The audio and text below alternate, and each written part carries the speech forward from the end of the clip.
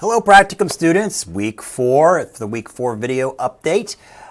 This is one of the weeks because we're doing those alternating weeks when you have assignments due kind of on that bi-weekly situation. So let's jump into this week. Of course, you know the pattern. It's pretty easy. This week we just have to your week 4 log, submit that. So you guys are doing a great job with last week with those log submissions, or 2 weeks ago. And then at the end of the week, you're going to also do the week 4 progress journal. On the progress journal, I am asking you some questions. Always look at those questions and try to touch base on those. You know, generally, how are you feeling about your progress at Practicum so far?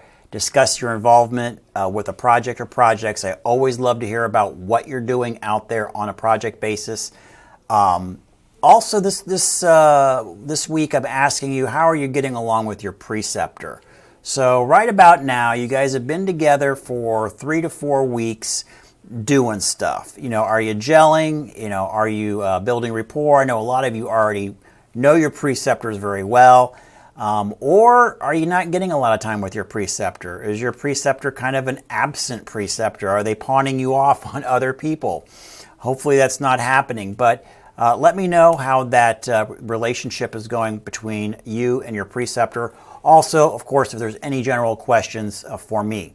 All right, just a couple of other notes before I sign off here. One is that we are issuing all of you student IDs. So thank you, Kim, for letting us know about student IDs. We totally missed that in our checkoff list to have all of you folks issued a student ID. Here's what you need to do. I know that Lori has reached out to all of you. I've been seeing the emails coming back and forth.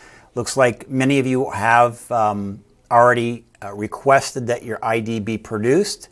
If not, make sure you go back to that email from Lori. It has a little form that you fill out and you'll submit a picture and we'll produce an ID for you and we'll mail it to you. Now you may say that, well, I don't need an ID, I have my work ID. You do need to be identified as a student when you're in Practicum. So, when I was in Practicum, I was also an employee and a student.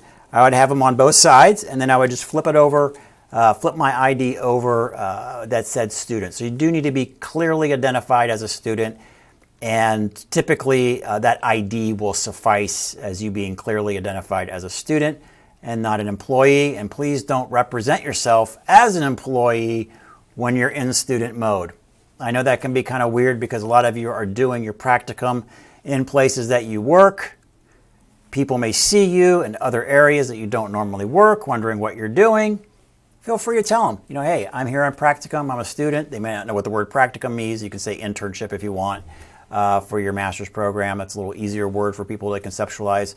Again, we're Practicum. But yeah, let them know that you're acting as a student in that particular role, and actually you have to do that if you are asked, you know, why you are there. So that's it. So rule number 1, I guess, go out, make sure you go and get those IDs produced.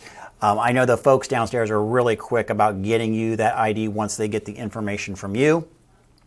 A couple of students who are also preparing to go to Practicum are getting their IDs made, and we've had a couple of kickbacks on that ID process, and that had to do with the picture. So there's instructions in there about the kind of picture you should submit.